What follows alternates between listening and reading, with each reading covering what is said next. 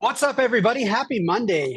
There is a truth in the universe, which is it was credited to like an Indian chief and his son. I don't know if that's true, but it is the saying is actually true, which is uh, two beasts are constantly at war inside of us, and the son asks his father, his grandfather, whatever, well, which beast is going to win?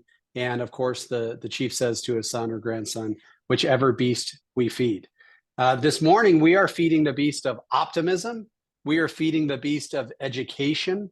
We are feeding the beast of enthusiasm. And if I think of the most optimistically educated, enthusiastic person in the entire world, he looks like the living embodiment of Mr. Clean.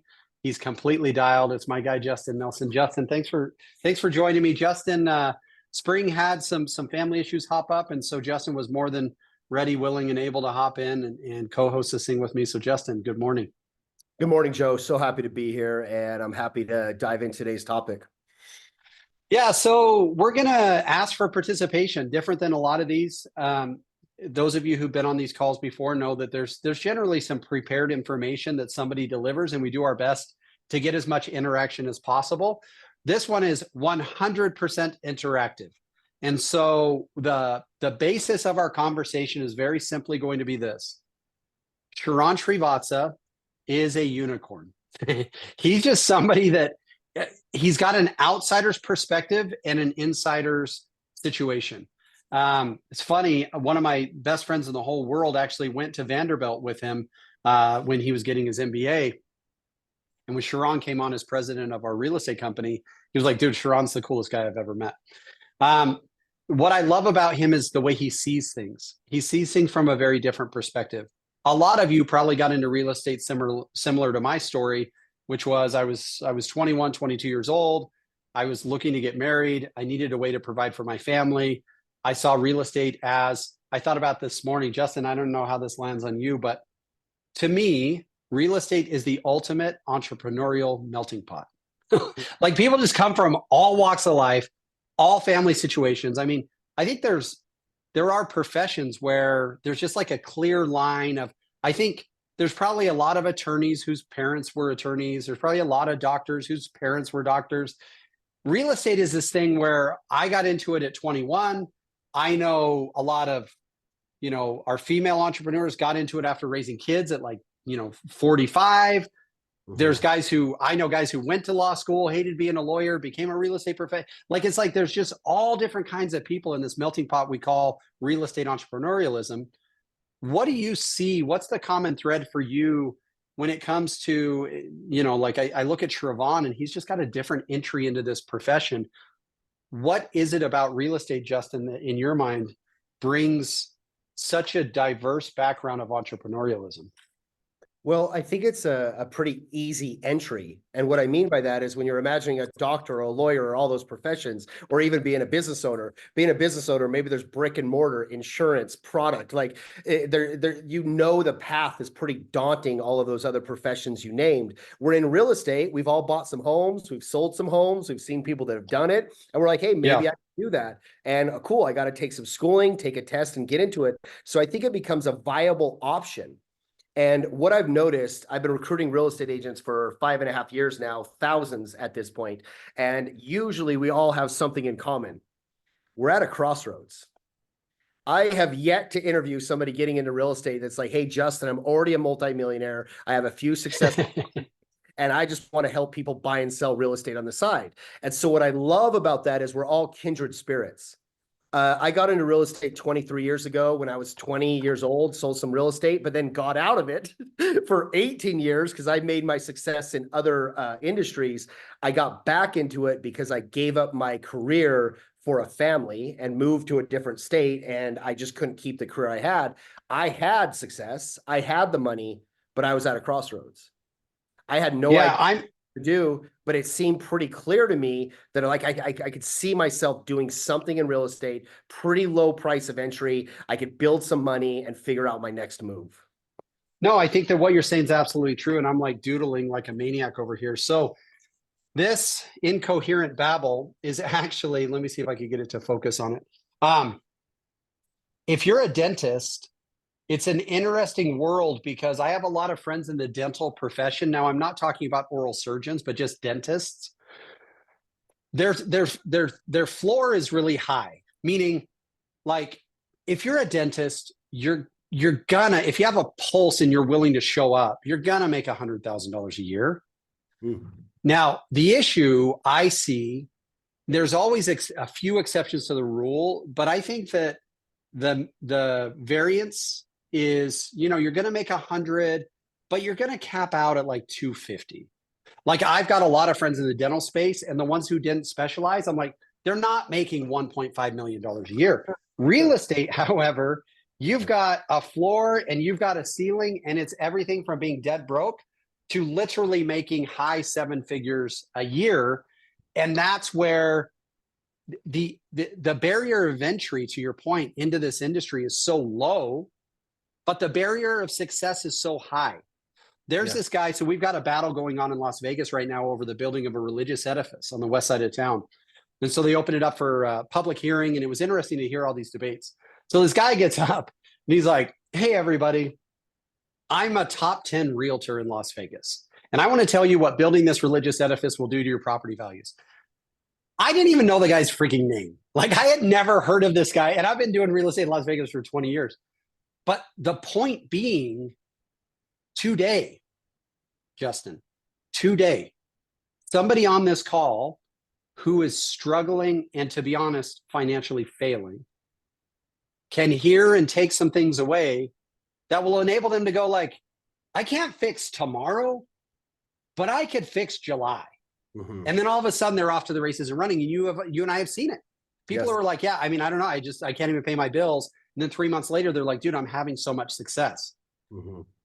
And there's a danger in that though, because there's something and I'm curious to get your thoughts on this. Like I play competitive golf. Mm-hmm. And my subconscious is comfortable. So for those of you who play golf, my subconscious is comfortable shooting 77 to 82. If I'm 4 under par through 12 holes, mm-hmm. not even by my own volition, my subconscious is going to start sabotaging me. Mm-hmm. And I'm going to hit shots where I'm like, I've never even hit that shot in my entire life because my subconscious is not comfortable succeeding at that level. Mm-hmm. However, the inverse is also true. If I'm 12 over through 12 holes, I'm going to hit some shots where I'm like, dude, I'm freaking amazing. And it's all because my subconscious is comfortable keeping me in a certain variance of success, meaning I can shoot 5 over par, I can shoot 10 over par. But Justin, this happens in business as well, because someone's going to learn some things today that they're going to take and put into their business. They're going to have some success over the next couple of months. And then all of a sudden they mail it in. And I don't think they're choosing to just mail it in. It's almost like in order to succeed at a really high level, you have to change your personal belief of who you are. Mm-hmm, mm-hmm. You have to change what you do on a daily basis. You have to change what your bank account looks like. You have to change how you talk to people, specifically how you talk to yourself. So what are your thoughts on that? Because I think the conscious is important, but man, we've got some subconscious work to do if we really want to succeed. Joe, what you're saying is not a theory. It's not a belief. It's the absolute truth. And if any of you kind of just scribbled some notes on that, I've been training sales professionals for 23 years now in every industry that you could possibly imagine. Even before I got back into full-time real estate 5 years ago, I had trained over 850 brokerages and teams on communication and sales mastery. I will give them a direct blueprint of how to make more money in sales. I do that with my team. But your self-image, your self-worth is the absolute key to everything on this planet. And here's what I know. This is not my theory. This is not my opinion. Very few people have ever worked on their self-image. What I mean by that is we might be educated on it. We've read 50 books on it. We've attended seminars. We've taken notes on it. But I have rarely met someone, unless they're a top producer and making 7 figures and beyond, somebody that has a disciplined, structured approach to building up their self-image. Now, what Joe has is probably a structured, disciplined approach to being a better golfer because he wants to be a better golfer. It naturally takes care of itself. As soon as somebody wants something, they do what's required to have it. And so if Joe falls in love with golf, he naturally starts practicing golf. He naturally starts reading about golf and watching training videos and watching elite golfers play. Whether he knows it or not, he falls into a rhythm of becoming a better golfer because he wants it. And what I've noticed in sales professionals, when deep in their gut, they really want to make more money. It's not a goal, but it's like a mission. I am no longer putting up with X. I am now going to make this amount of money. All of a sudden, they're investing in different things. They're showing up a little bit differently. They're reading different books. They have a more disciplined approach. It's not because all of that information wasn't already waiting for them. It's now that they want it so bad that they start participating in the formula of success. Well, and you and I have talked about this before. I there's a guy in my world by the name of Lee. He's not a real estate agent. He actually works at a charity, like a thrift store charity. And there's another guy I know that's just an amazing entrepreneur here in the city of Las Vegas.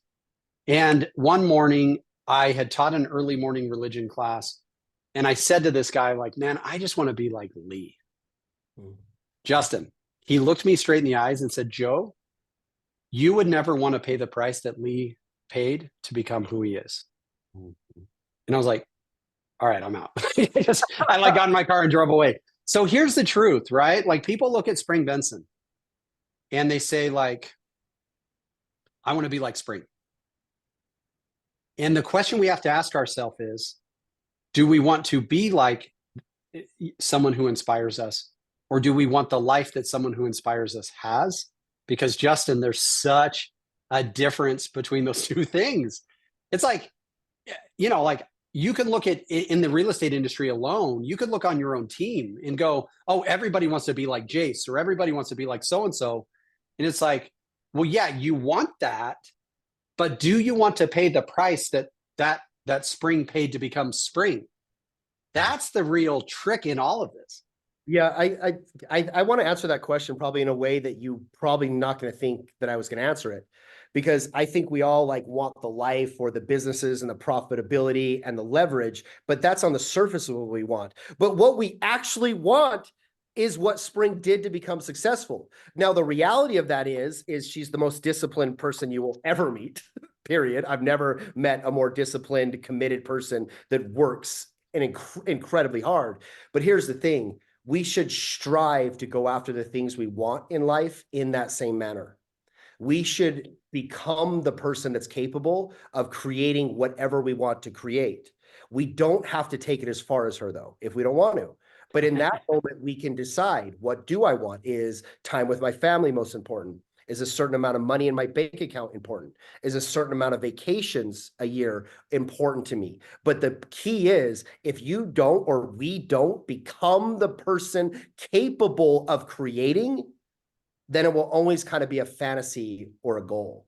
I believe that should be ultimately what we want, is to be more like a disciplined, calculated, strategic version of ourselves that can go create whatever they want to create. Don't create somebody else's fantasy, create your fantasy. Well, and the reason I took us down this path is because quote number one I wanted to highlight from Real X in Sharon's buyer mastery conversation was actually around personal improvement. And this is what he said. Guys, this would be worth writing down. Your language is the reason you are where you are. Now, what does that mean? It doesn't mean like, do you use 4-letter superlatives like in casual conversation? It's the questions you have to ask yourself are, number one, how do I talk to the people I'm closest to? How do I talk to people in first conversational interactions? And most importantly, how do I talk to myself? Now, I'll tell you, these are hard evaluations because I win.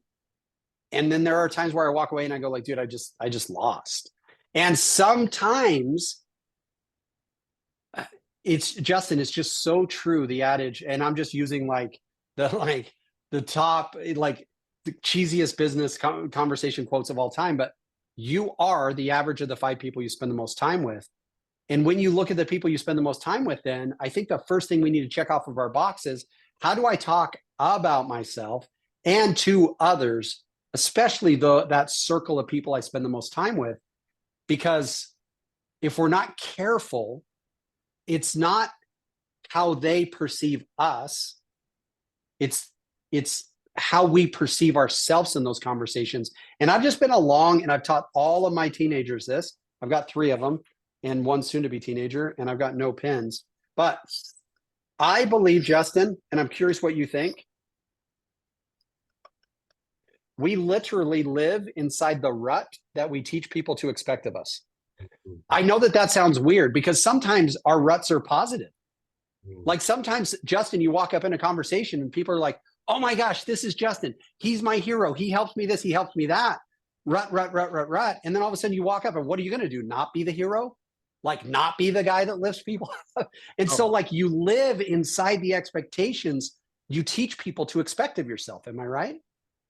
Absolutely. When Sharon said that, it's what I've been teaching the most ever since then. And I've heard this for 2 decades of my life, but for some reason, I was ready to hear it that day in a more in-depth way. And he said, the limitations of your language are the limitations of your life. And what I have been going on a mission to do in leading, I lead a 90-person sales team. If you want some challenges, lead a 90-person sales team. And what I have been developing is world-class leadership language. World-class leadership language is knowing your profession, knowing the market, knowing who you are, knowing how to ask great questions. And Joe, you said, how do I talk? How do I talk to somebody I just met? How do I talk to one of my clients? How do I talk to my family? How do I talk to myself, which is the most critical? Your internal dialogue, that vibration, your frequency of how you speak to yourself. But I would ask this question, how do you listen? You know, how are you actually listening to your clients? How are you actually listening to your spouse? If I want to go light my wife up today, it's going to have nothing to do with what I say. It's going to have everything to do with what I ask, my body language, my tone, my energy. And this is why I can have an agent 3 months in the business selling a $3 million property. That client knows that this agent's only been in the business 3 months. But they're using that agent because they care. They listen. They're hungry. They're engaged. I have first-year agents that will make 150K, 200K, and then in their next year, they make 50K, 75, and get out of the business. And the reason is they started knowing too much about the business. And don't hear me wrong on this. I'm not saying to not go be an expert and just know everything about the industry we're in and about the sales process. But what happens is when people start to know too much, they start proving and teaching and advising, and they stop consulting. They stop listening. That enthusiastic energy, that's what we do business with, is the people that actually care about what they're doing, not looking for a shot to speak and then throw up all of this great information about how to take advantage of the interest rates when no one cares about interest rates. That's a bold statement, but it's true. They care about buying a home when they're ready to buy a home, and they're looking for an agent that can help them do that. This is like 400 or 500s level stuff. Right? This isn't 101, unfortunately, because 101 is just like learn how to open up the MLS. Like have some sort of idea of what the contracts look like or are, right? But here's the trick. Like I wrote this down, another incoherent Scrabble, but what if I have a hat or a t-shirt that reminds myself that question marks are more important than exclamation points? Because to your point, Justin, in order to effectively listen, we have to effectively speak. So long as the effective speaking we do ends in a question mark and not an exclamation point. Like I always thought of listening as just like sitting there and letting it happen to me. And like I've gone through a ton of training around this because what I've learned is in order to effectively listen, I have to effectively ask. Because a client's not going to tell me they're wise. Who's buying houses right now? People getting divorced, people getting married, people whose kids have moved out, people who are having children, people whose mother-in-laws are moving in, people who, right? And that doesn't always come across on a lead form. What a lead form looks like is I'm interested in 123 Main Street. And now, so if you just go like, hey, I heard you were checking out 123 Main Street and just sit there, it's probably not going to be an effective conversation. But saying something along the lines of, hey, this is Justin with the Utah Life Group Facebook page. You had inquired on a property that we had posted on there. And actually, my question isn't even about the property. What's got you thinking about buying a home in 2024? Right? So it's like the property's whatever. Like, what's going on in your world? And now you sit back and listen. So you set the frame for the conversation. You ask a decent question. You sit back and you just let them talk. Am I right? So great, Joe. I love your tone. I love the curiosity. I love that you set the frame of what we're actually going to be talking about. It's a complete pattern interrupt from the average salesperson. There was so much greatness in that. I'm not, this is my belief. This is my truth. So please question anything I have to say today. I'm not trying to push my beliefs onto you. But I get that the NAR says that the reason people buy homes is job change, schools, divorce, da da da da da. We've all gone through the list. But I want to challenge that thinking. I don't think that's really why people buy homes. I think people buy and sell homes the same reason that I buy and sell homes, which is to upgrade my life. I fantasize about a better life. I fantasize about that office that I've always wanted. I fantasize about my kids loving our backyard. This is why people buy and sell, is they're always fantasizing about their next step in life. Think about this. When you fantasize about the next car you're going to buy, you're not fantasizing about a shittier car than the one you drive now. You are fantasizing about an upgraded version of that car because of how it's going to make you feel, your status. You picture yourself driving it, buying it. There's a good feeling associated around it. So what Joe is saying is, why don't we talk about that? And here's the beautiful thing. Features and benefits can get us right there. Hey, so where are you thinking about moving to? Salt Lake City. Now, what an amateur salesperson would say is this: Salt Lake City, that's a beautiful area. I do a lot of business in Salt Lake City. What kind of home are you looking for in Salt Lake City? That is what an amateur would do. What a professional would do is this: Salt Lake City, it's a beautiful area. I do a lot of business in Salt Lake City. What has you looking in the Salt Lake City area? What do you love about Salt Lake City? I know it's super basic, but when you ask a question to go 2 or 3 levels deep, you can get to a very powerful place. Well, my job is bringing there, the commute, my kids. Oh my God, the kid, like, it leads you naturally if you're willing to ask questions, knowing that the only thing that matters is their motivation. Any amateur salesperson can do features, benefits, price, lending, LP Mama. They can do that, everyone. But what great salespeople do is they get to the heart of what's actually motivating them to move or to look at some properties in the Salt Lake City area. So I love that. My daughter, who's 18, and I had a conversation the other day. She put some trust in a few individuals that she can't trust. What do I mean by that? She showed her worst side. What do I mean by that? She gossiped. And so it's like, it's not pretty, right? And it backfired on her. And what I told her is, I said, Ev, your mom knows negative things about me that no one in the world will ever know. She only knows those negative things about me because I trust her. Coincidentally, a week or two before that, my wife and I just were driving home from a date night and whatever, and just kind of, you get in those discussions where you're just like, I'm so happy, right? Like I'm 44. I've been married for 23 years. I'm super passionate about my wife. Like, I understand I'm in rarefied air because half of everybody's marriages fall apart and whatever. And I'm just like, I'm just grateful for you. But one part of our conversation, and I do have a point to this, I can't imagine getting the depth of a relationship with a human being that I have with my wife of 23 years. The work that it would take to get to a position of trust and knowledge with another human being, like, it just sounds impossible. My point is this: if we as concierge, if we as advisors get to a position that you're talking about with a human being, in which they're like, you know what? Yeah, I was looking at 123 Main Street, but here's the truth. Like, my wife's leaving me. and like, I just is not proud about it, and blah, blah, blah, but I've got to find a place for me. She's keeping her old house. How many times do you think that human being wants to tell that story? Not a Yeah. lot. But if you're the person he tells that story to, what's the likelihood that you're the one who is like, all right, I've already advised, or I've already trusted in Justin. Let me just keep rolling with that, because I don't want to keep telling that story to people because it's kind of embarrassing. And so I'm not saying like get the dirt on people to lock them in. But what I'm saying is when somebody are like, dude, to be honest, my husband's mom is coming to live with us and we're down in, Provo and whatever. And it's like, I want to be up near Salt Lake, and she's up there. She's got kids up there. So it's like, here's this story. How many times does she want to tell that backstory? Mhm. Because when she was inquiring on 123 Main Street, Salt Lake City, she wasn't prepared to tell that story.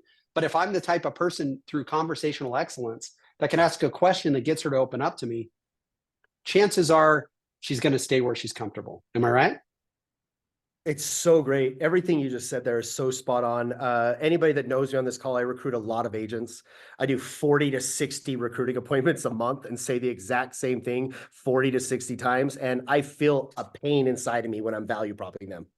I'm like, really, am I saying this same stuff that I've said 60 times before? Because I'm so good at my job. I could do it in my sleep. And it's painful because I'm just doing a cookie cutter value proposition. Every time I ask the question, why should I be listening now? And the whole dynamic of the conversation changes. 30 minutes later, I'm like, wow, that was fantastic. Not only did I recruit the agent, but I felt great about the conversation. I felt great about what they were saying. They were in the driver's seat. They were speaking. Why should I be listening now? What should I be asking now? And every time I say, why should I be listening now? I automatically go levels deep. What do they care about? What are they concerned about? They are not a client. They're sure as hell not a buyer and seller. They're definitely not a real estate agent. They are a human being. And as soon as we start treating them like a client, a buyer, and a seller, then we are limiting ourselves. We are limiting our language. We're limiting our relationship. We're limiting how much fun and energy we can put into an interaction. Why should I be listening now? What should I be asking now? And I don't want to get too much in the weeds here, but if somebody tells me financial freedom, okay, whatever. Okay. What amateur brokers and team leaders do is like, let me give you a plan to make 100K. I'm like, okay, great. So what's the meaning behind that money? Great. Hey, what I'm hearing you say is you want to make $10,000 a month, correct? Yes. Hey, what would you do if you were making $10,000 a month for the next 4 months and it was predictable and sustainable? All of a sudden they light up. Oh my God, I would do this. I would buy this. I would buy a wardrobe. Now I'm getting into answers. But if I stayed on the surface, they want to make six figures and then I'm like everybody else. Why not ask a few questions of what that ultimately means, what they would do, what would change? And then all of a sudden, our conversation lights up, they light up, and they see me differently based on what they're saying, not based on what I'm saying. I love it. All right, Justin, you and I could do this forever. Guys, this is what it looks like. Just so you know, peek behind the curtain. This is what, like, if Justin and I ever hop on a phone call, we just do this. It's the greatest. When I think about conversations that make me motivated and energized and educated, it's conversations like this with Justin. Now, I do want you, and I'm going to call on Angie first because she's my partner and I can. But then I'd like a lot of you also to be thinking about, and just go ahead and click the raise hand button. I'd like to hear your number one takeaway from RealX, your number one takeaway from Sharon and the things he had to say about buyer mastery. So I would love to hear from you. You can ask a question if you'd like, but I'd love to hear your main takeaway. So Ange, go ahead and unmute yourself. You had our whole team on there. What was your number one takeaway or thing that you look back and go like, man, this was really great? My number one takeaway was the 1 minute where he talked about buyer compensation. I mean, he talked about everything, but that 1 minute, I had my phone out and I recorded it. And I have that video. I can share it with everyone, but he went over in the buyer presentation exactly what to say when you're talking about compensation and how it's going to look and how it's going to look for them. And the way that he said it, to me, if I were a buyer, because I'm a buyer too, right? Yeah. The way that he talked about there are 3 different things that we are going to do, and you are never going to be in a position where you have to pay my commission, because we can do X, we can do Y, or we can do Z. And you will always know what's happening and how much you're going to pay. And it was just so simple and so powerful. That was my number 1. I love it. So if we can, Ange, let's get a recording of that, and we'll just have Adriana kick it out to anyone that inquires about it. Justin, how important is it especially as we move into this buyer compensation conversation, how important is it in our ability to, sell and close and things like that, that we allow people to not feel like they are cornered? Like, cornering people on the subject of compensation is a loser's game. So how important is it that people feel like they have freedom, they have outs, they have options? Like, why would Sharon have highlighted that? It's so important. And here's the thing, your clients want to win. So our job is to show them how to win. Our job is not to prove or convince, or it's literally figuring out what their outcome is and showing them how it's possible and how we're capable of getting their outcome together. That's what they want. What are my options to get what I want? And as soon as they feel like it's for your needs, or they're limited in options, or if they have too many options, give somebody more than 3 options and they will never make a decision ever. Give somebody one decision and they feel trapped.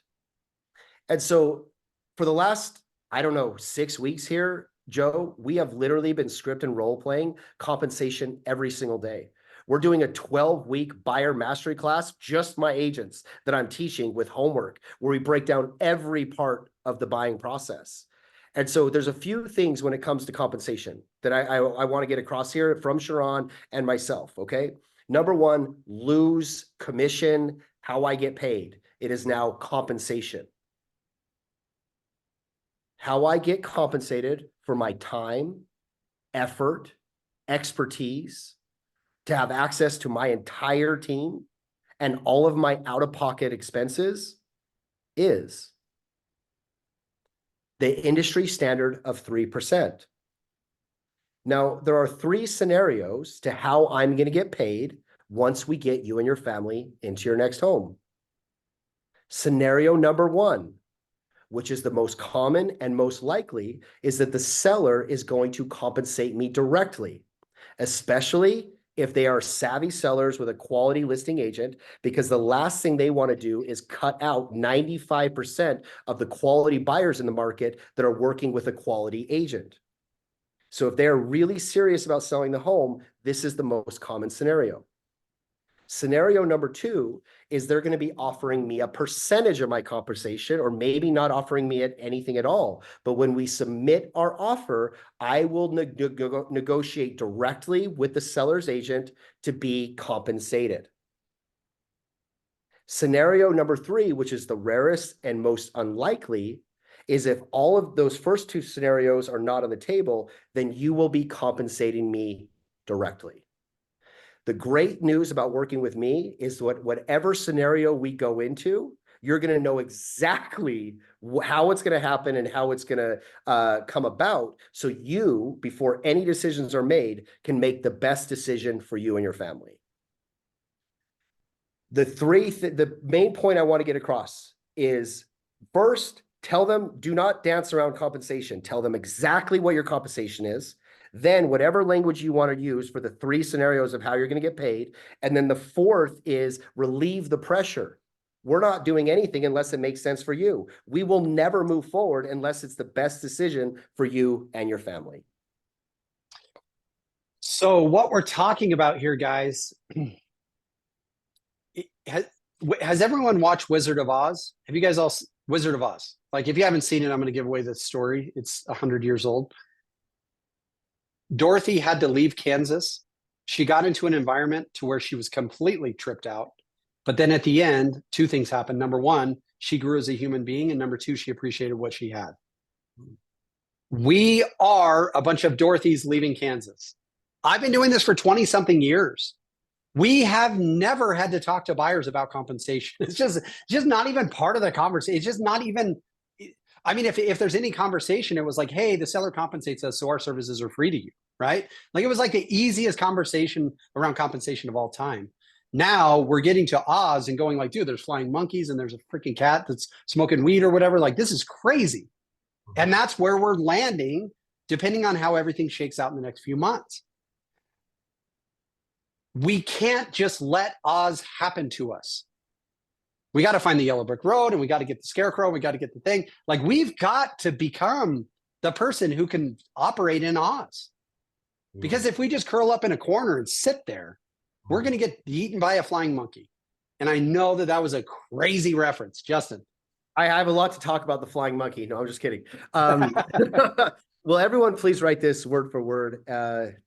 Our clients will rise and fall. Will rise and fall to our level of professionalism. To our level of professionalism. We have been working with buyers, SOI buyers, whatever. Let's go find a home. Let's go put an offer in. If we continue to operate that way, our clients will fall to that level of professionalism.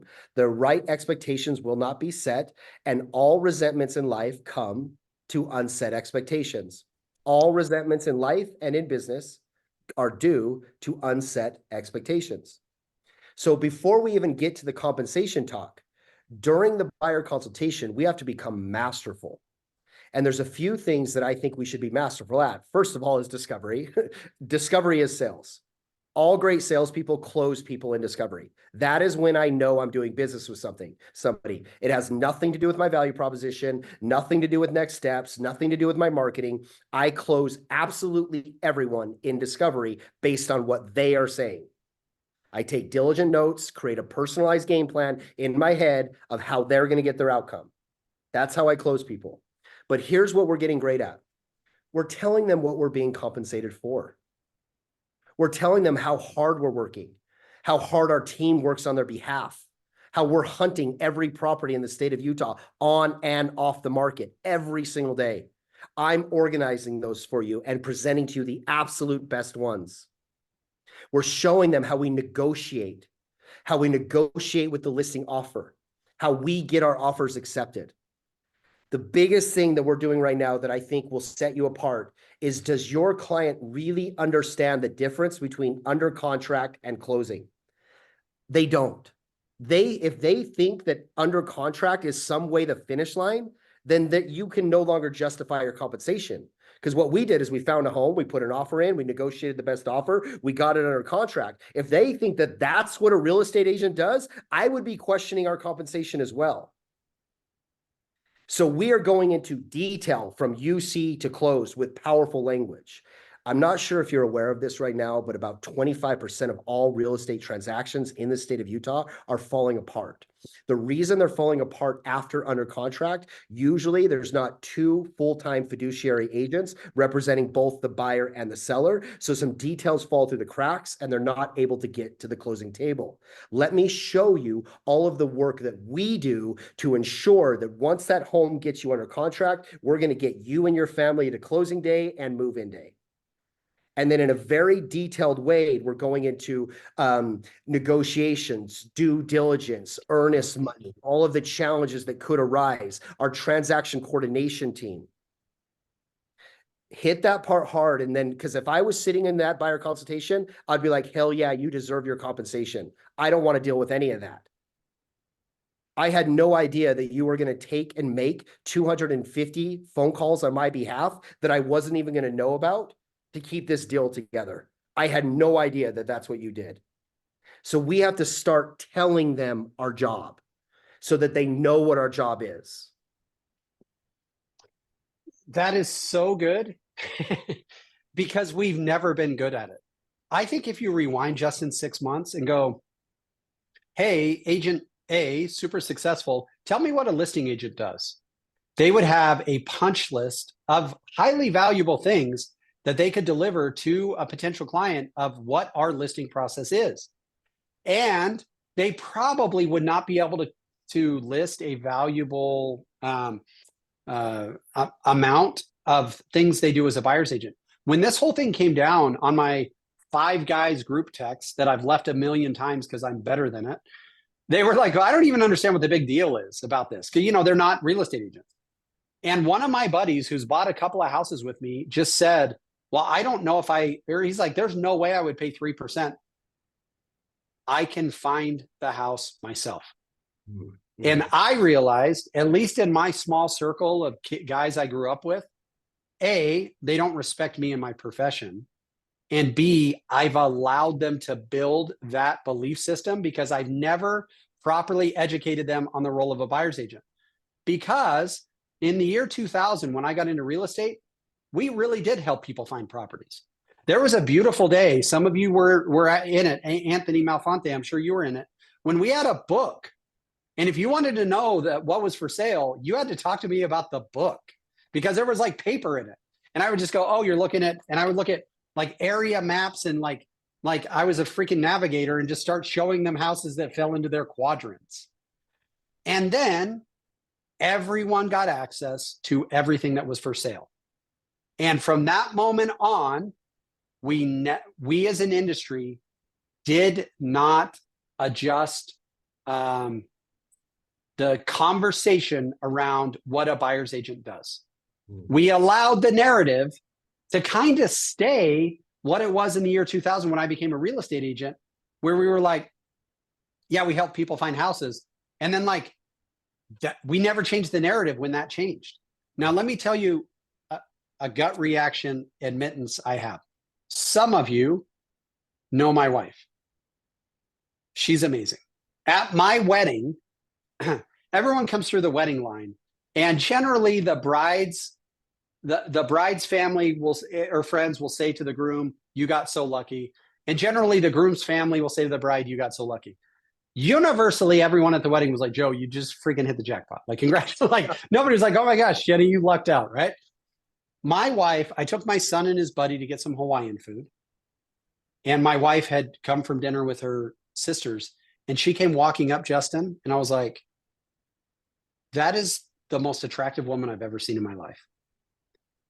And as she came and sat down,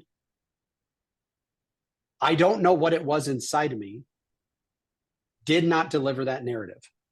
Mm-hmm. And we ate for a minute, and we walked out to the car, and I grabbed her arm softly while the kids got in the car, and I just looked at her and I said, I just want you to know, like, I've been with you for 23 years.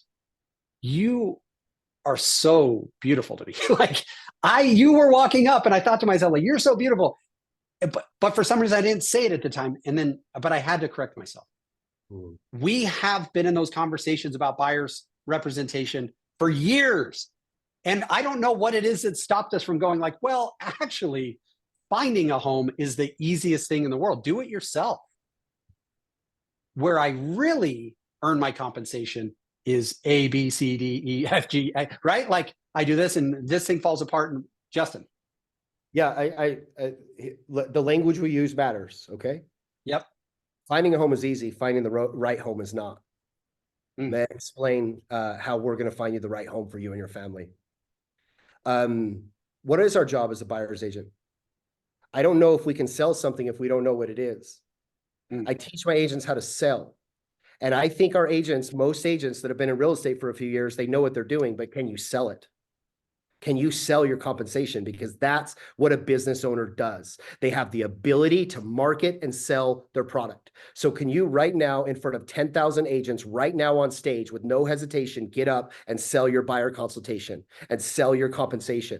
Because if you can't sell it, how are you packaging it to your clients? And at the most, the essence, what people want is an outcome. And if we don't know how to sell our outcome, what are they buying into?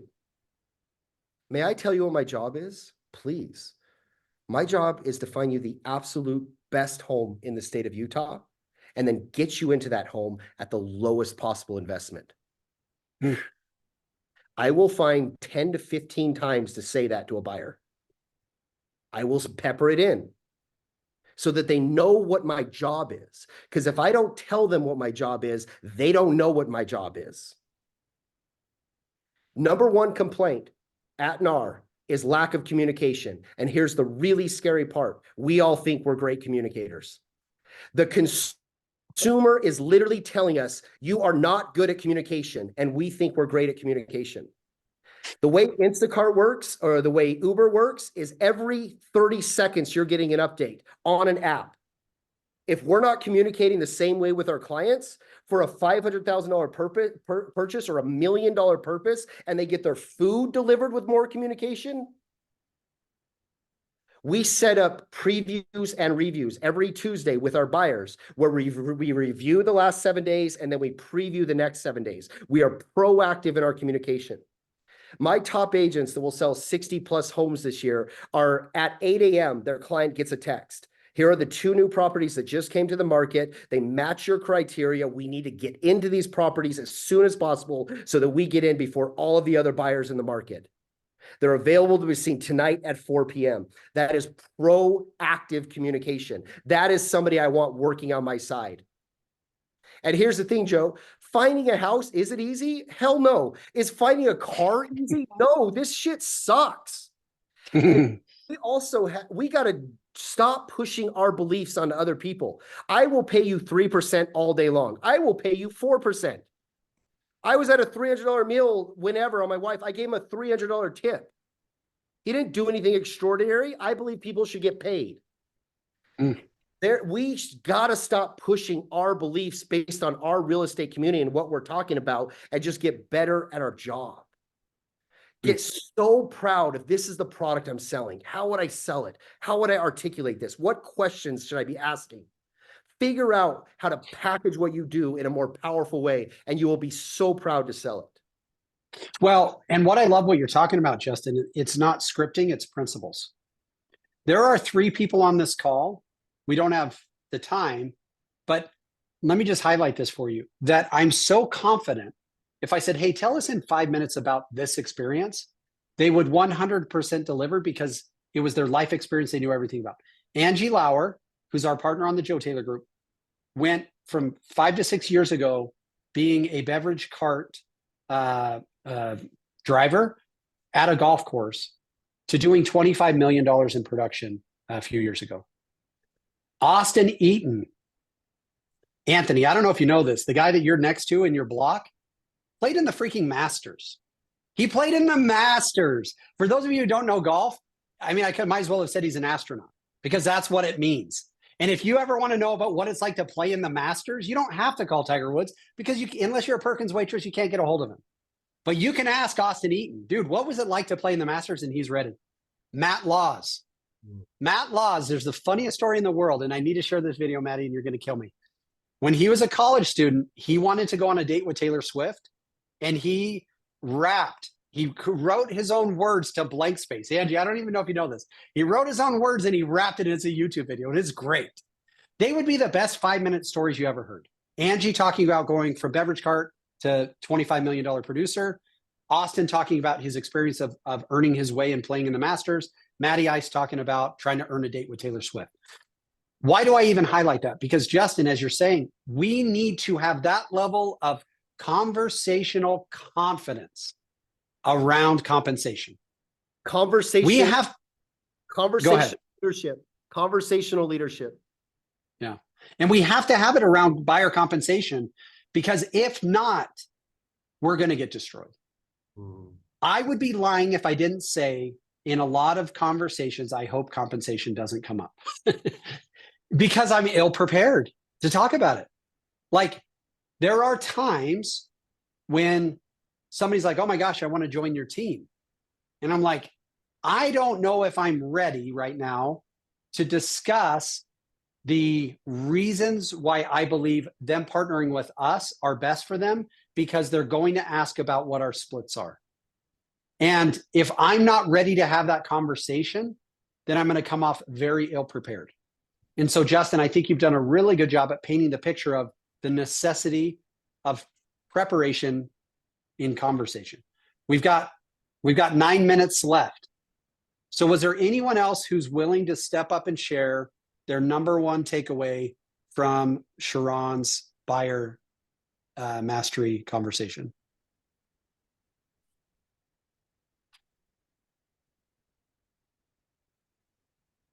Joe, I'll be glad to jump in. My big takeaway was getting a moral contract with the person that you're talking with. So if I could help you identify the home that's right for you and then help you secure it, would you be willing to work with me? And I also liked his change in tonality when he talked about serving people rather than being someone who's just on all the time about sales. You could really hear the shift in his voice when it was time to talk to the client. Mm. And the people who are good at that, Austin, you know it's happening to you and you still don't care. Like Justin, I've gone to Justin for advice and I'm like, I know he's doing the Justin, but it's so good that I don't care. Sharon does it to me. I'm like, I know you're doing the Sharon, Phil Jones. I know you're doing the Phil Jones. Like in our private conversations, he does the Phil Jones to me, but he's so good at it, not from a position of scripting, but from a position of principled living, that I'm like, I know you're doing it, but I don't care because it's so good. I don't know if that makes sense, but it's about getting to that level. I love that moral agreement, like understanding that there's that conversation of saying, if I can, will you? Like if I can get us into a world where you're getting the ideal home at the ideal price on the ideal time frame, will you agree that I'm a really good choice for you as a buyer's agent? Like, it's just like, if I can, will you? Would it help if I?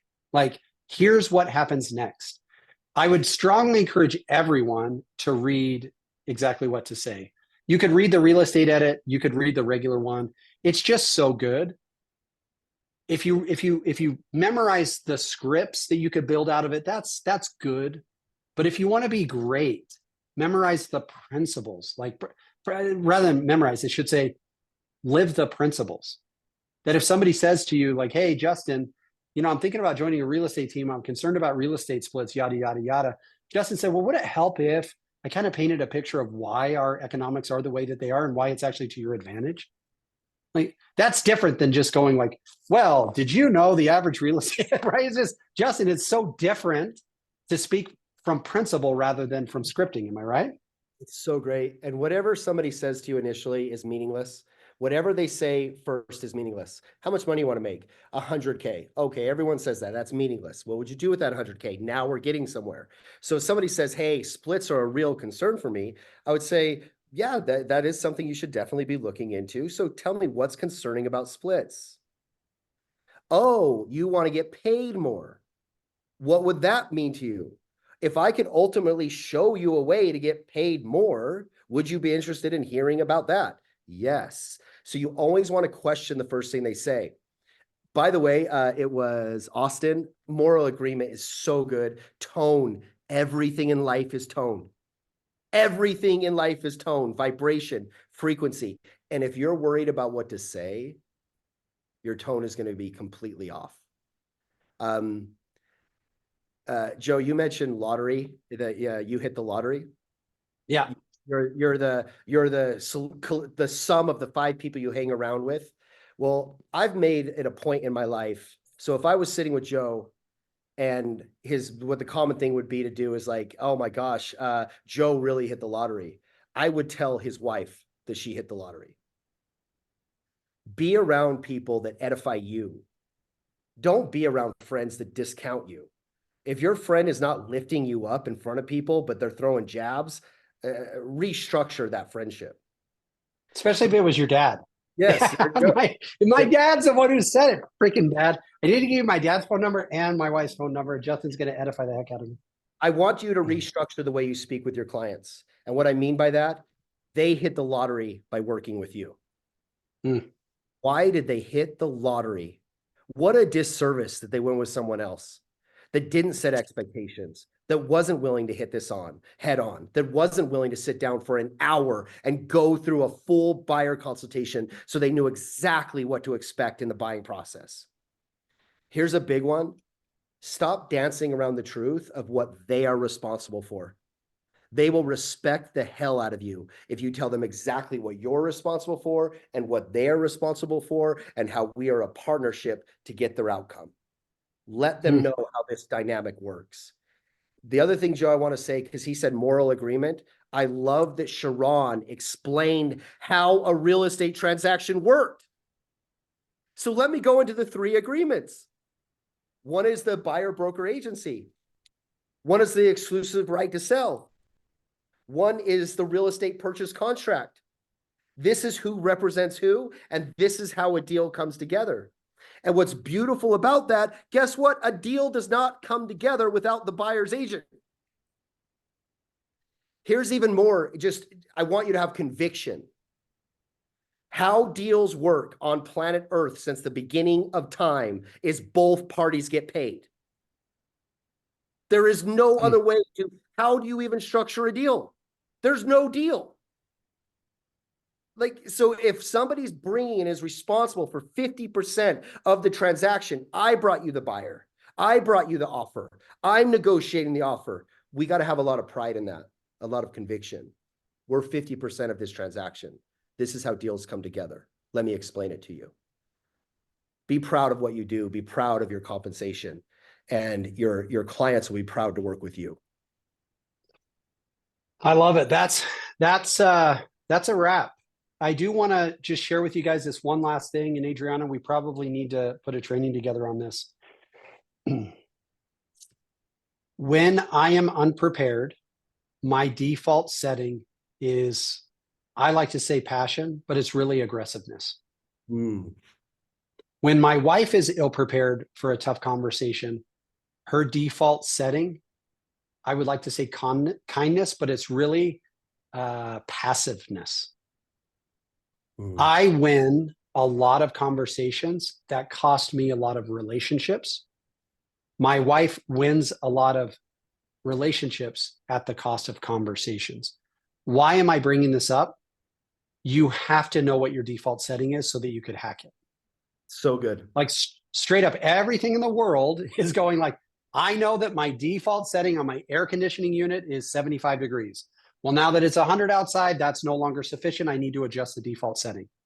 Heading into this next phase of understanding buyer compensation, you need to know what your default setting is, because you're going to be ill-prepared in a moment that matters. And if your default setting is not hacked, you may either win a conversation that costs you a relationship or lose a conversation that maintains a relationship but damages the outcome. And so we probably need to just put a whole training around how do you know your default setting and things like that. But I just know that if somebody hits me up and says, hey, Joe, can we talk? If I don't know the subject of what we're talking about before we do, I will probably get overly aggressive, win that little conversation at the cost of a relationship. But I know if somebody hits up my wife and says, hey, I got a question for you, and she doesn't know what that question is before she heads into the conversation, she's going to over accommodate and over commit us to do stupid things like hosting, 8-hour parties for her family at our house that I don't agree to, that is going to win that little thing and preserve a relationship, but it's at the cost of the deal. So what that means in practicality is, if you're an accommodating person and a buyer comes at you super aggressive, like, hey, I've done my homework. I know that you typically get 3%, but I'm only working with somebody who gets 1%. If you're willing to take that deal, then you could be my buyer's agent. If you're an accommodating person, you're going to agree to something that you're going to regret later. And if you're an aggressive person, you are going to probably ruin a potential deal because you're going to come back too aggressive. And I hate to open up that can of worms at 10 o'clock when our call is over, but we're going to put together some training on that, just because it is so important to know before we head into these really hard conversations that matter what your default is, because if you're ill prepared, it's going to be messy. We are going to do this. It's going to take about a half hour. In a half hour, I'm going to create an Instagram post. I'm going to invite Justin to be a, collaborator on it. And all I want you to do, comment on the post your number one takeaway from the call today. And what we are going to do is we're going to message you 2 things. Number one, a recording of this call, because I do think a lot of you and Justin offered some incredibly valuable things that we all probably need to watch again. And for sure, people that need to see it. And number 2, we're going to put a link to the video that Angie mentioned, the 1-minute clip of Sharon discussing buyer compensation. So give us about a half hour for this recording to download. You're going to get a message from us with 2 links. with that, Justin, I love you, bro. I'm grateful for you. I'm grateful for not just what you've said, but I'm grateful for who you are. You're inspiring. You're one of the people that I know I can look to and go, whenever I talk to Justin, I walk away feeling better about myself and more optimistic about the future. And to me, that is the mark of a true friend. So I appreciate you. Thank you, sir. I appreciate all of you. Go have an amazing day. I was so proud and happy to be here. Thank you all. Okay, guys, have a great day.